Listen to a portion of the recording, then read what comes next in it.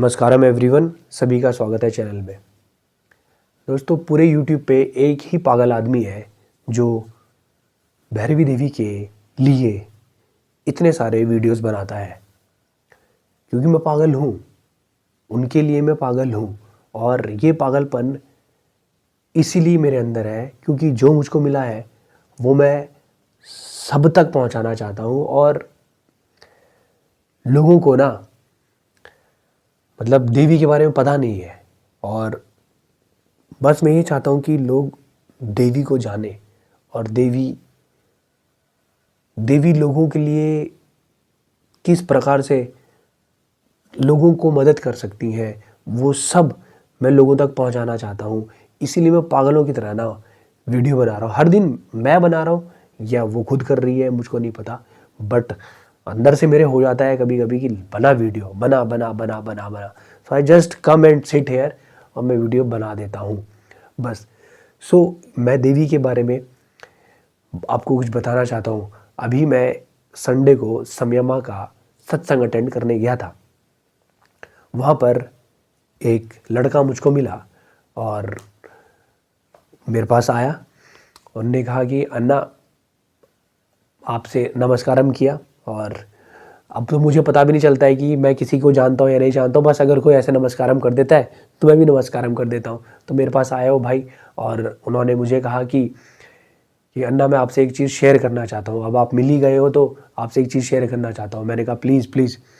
उससे पहले मैं अपने दोस्त के साथ मस्ती कर रहा था तो मुझे लगा बेइज्जती हो गई, क्योंकि लोग तो मेरे को ऐसा समझते हैं कि लाइक मैं एक डिसेंट व्यक्ति हूँ या कुछ इस तरीके से, एक साधक के रूप में मेरा शायद एक इमेज है। तो मैं थोड़ा सा पहले शर्मा रहा था। फिर उन्होंने अपनी बात शेयर करनी स्टार्ट करी।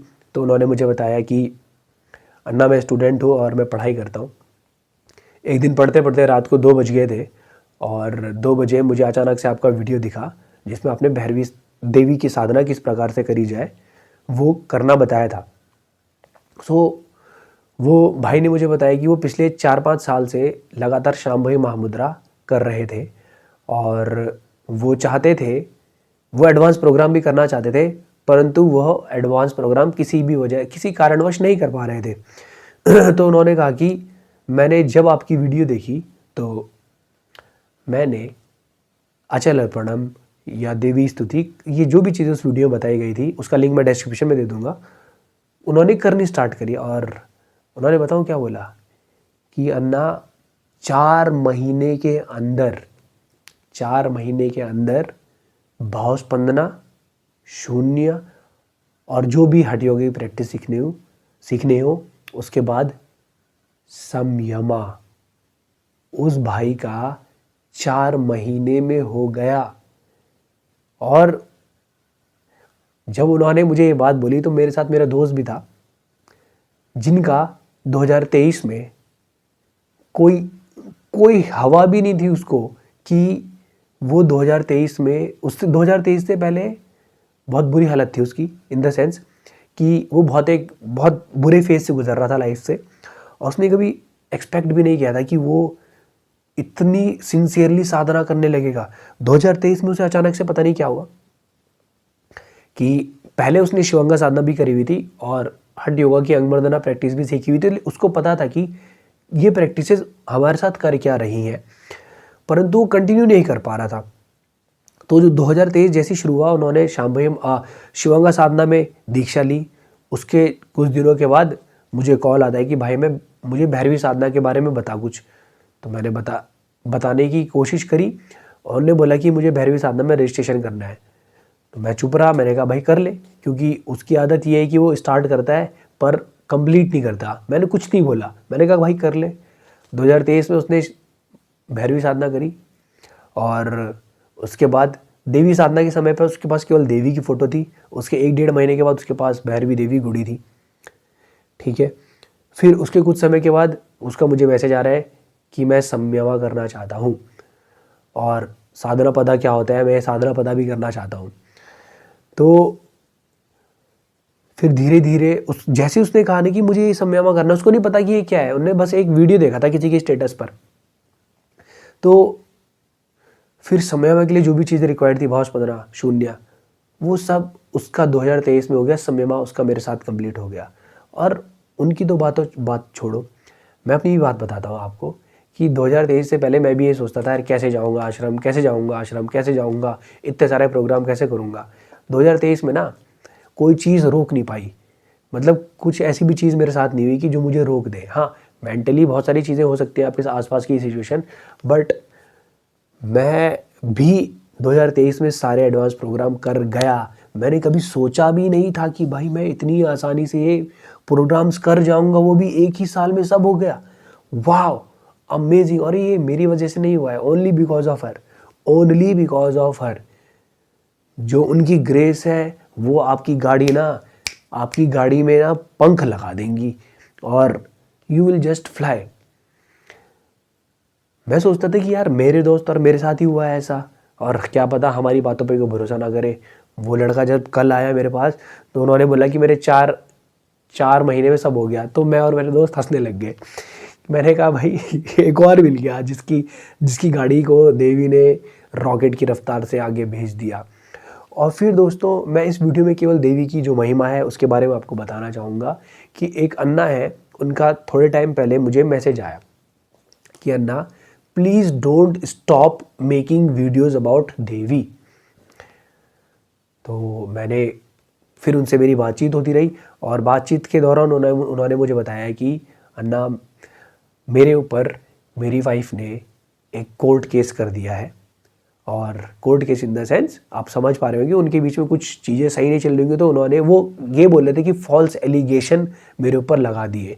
परंतु जब से देवी मेरे कांटेक्ट में आई है ये चीज़ें मुझे परेशान नहीं कर रही हैं। देवी ने मुझको जैसे मानो पकड़ के रखा हो। और फिर वो मेरे देवी वीडियोस को देखते रहे, देवी वीडियोस के और भी वीडियोस उन्होंने देखे और वो मुझे मैसेज करते रहे और वो ये बताते हैं कि वो डिप्रेशन की 3rd स्टेज में चले गए थे और 3rd स्टेज में जाने के बाद वो खुद डॉक्टर है, ठीक है, और 3rd स्टेज में चले गए थे। फिर उन्होंने शांभवी महामुद्रा की दीक्षा ली और उसके बाद वो बाहर आ गए विदाउट मेडिकेशन से। वैसे जो ये वाली मेडिकेशंस होती है ना, इनसे कुछ होता भी नहीं है। एक लड़का और मुझको मिला था, ये थोड़ी सी साधना के बारे में बता रहा हूँ, ये शिवांगा साधना के बारे में बता रहा हूँ कि एक लड़का मुझे मिला था जब हम गए थे लैप ऑफ द मास्टर के लिए। रात के 1-1:30 बज रहे होंगे। तो एक मेरा भाई है शरार्थ, वो भी वहीं मिल गया मुझे, वो यूट्यूब चैनल के थ्रू ही मिला है। तो हम दोनों आपस में ऐसी बातचीत कर रहे थे तो वो लड़का भी आ गया वहाँ पर और उसने फिर धीरे धीरे अपने बारे में बताना स्टार्ट किया। बोल रहा था कि मेरे को ना बाइपोलर करके एक मेंटल स्टेट होती है वो हो गया था।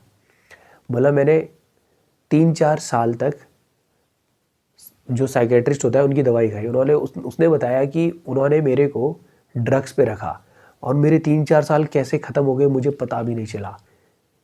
नशे में ही रहा वो, उसका दिमाग सुन हो गया।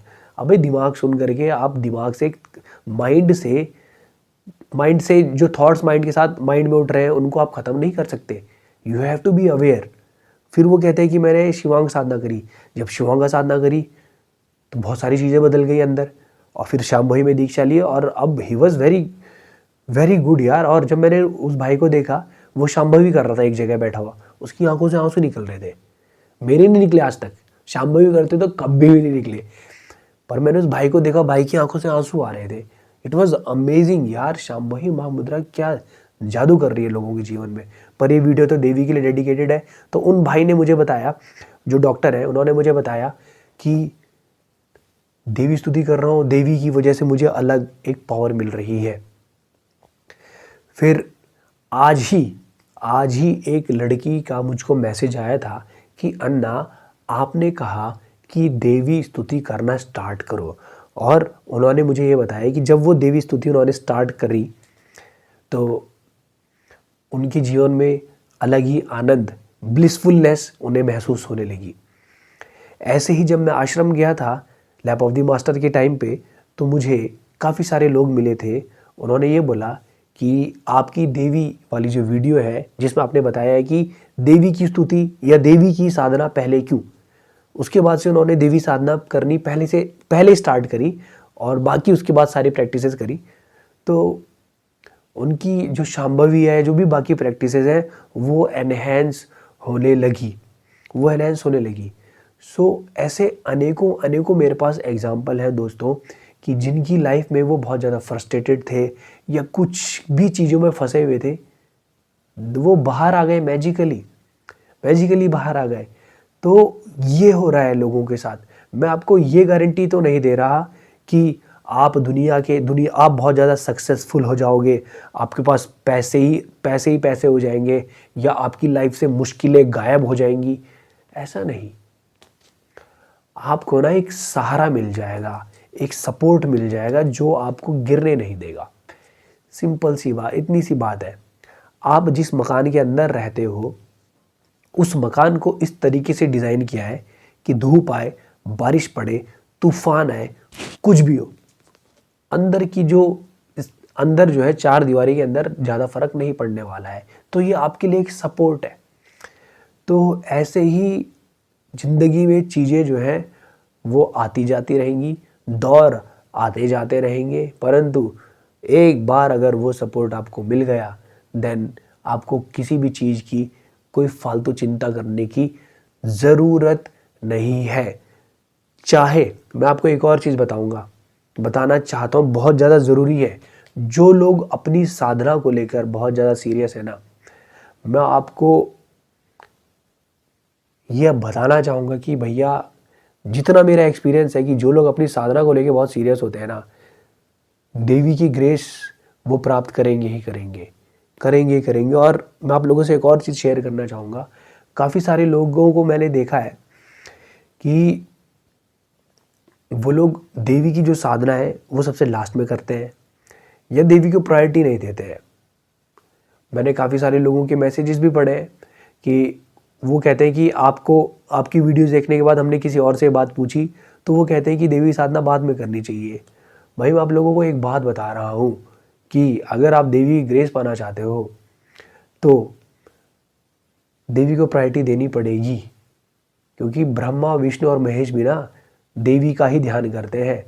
तुमको निश दिन ध्यावत हरि ब्रह्मा शिव जी, ये होता है ना, ये किसी ने तो लिखा होगा। आप टीवी सीरियल्स में भी देख लेना, जब एक बार मधु कैटअप से श्री हरि विष्णु लड़ाई कर रहे होते हैं तो थक जाते हैं। उनको थकना दिखाने का मतलब ये है कि he was not able to find a way to kill them.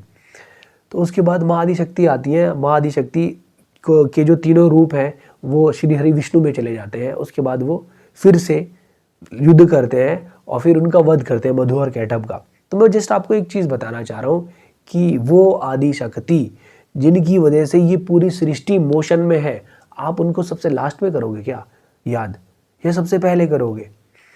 इस चीज़ को आप अपने दिमाग में रखना कि सबसे पहले ही उनकी स्तुति होनी चाहिए, सबसे लास्ट में नहीं होनी चाहिए। इसके ऊपर मैं एक और डिटेल्ड वीडियो बनाने वाला हूँ, आप उस वीडियो को ज़रूर देखिएगा। और मैं आप लोगों को ये ना बहुत ज़्यादा मतलब श्योरिटी या बहुत ज़्यादा ज़ोर से बात कहना चाहूँगा कि भाई अगर तो आपने मेरी वीडियो देख ली है, पता नहीं अभी एक बहुत ज़्यादा घमंड पूर्वक भी लग सकता है कि भाई अगर आपने ये बात सुन ली है कि देवी को प्रायोरिटी देनी है तो फिर देनी है। अगर आप देवी से जुड़ना चाहते हो, इग्नोर मत करना इस चीज़ को, क्योंकि काफ़ी सारे लोग मेरे साथ जुड़े हुए थे जो मेरी इस बात को इग्नोर करते थे, लेकिन अब उनकी जो उस समय मेरी बातों को इग्नोर करते थे या मुझे कहते थे कि नहीं हमारे मन में भक्ति है पर हम देवी की साधना लास्ट में करेंगे, अब उनके शब्द बदल रहे हैं कि गौरव भाई आप सही कहते थे कि देवी की साधना पहले ही करी जानी चाहिए। सो ये चीज़ें हो रही हैं और अनेकों लोग हैं। मैंने तो अभी आपके सामने 4-5 लोगों का एग्जाम्पल दिया है। इंस्टाग्राम पे मैसेज ही मैसेज भरे पड़े हैं, मैसेज ही मैसेज। तो दोस्तों बस आपसे मैं यही कहना चाहता था कि देवी की महिमा ना बहुत अपार है, बहुत बहुत ज़्यादा अपार है। और जो है कि एक व्यक्ति को ना माँ के प्रेम की अति आवश्यकता होती है। वो जो माता श्री है हमारी, वो देवी के फॉर्म में है, माँ लिंग भैरवी की फॉर्म में है। काफ़ी सारे लोग ये पूछ रहे हैं कि माँ लिंग भैरवी ही 10 महाविद्या में से एक है। भाई सब लोग थोड़ा ध्यान से सुन लेना कि माँ आदिशक्ति के ही स्वरूप है। जितनी भी देवी हमको जितनी भी देवियों के बारे में हम सुनते हैं वो सब माँ आदिशक्ति का ही स्वरूप है।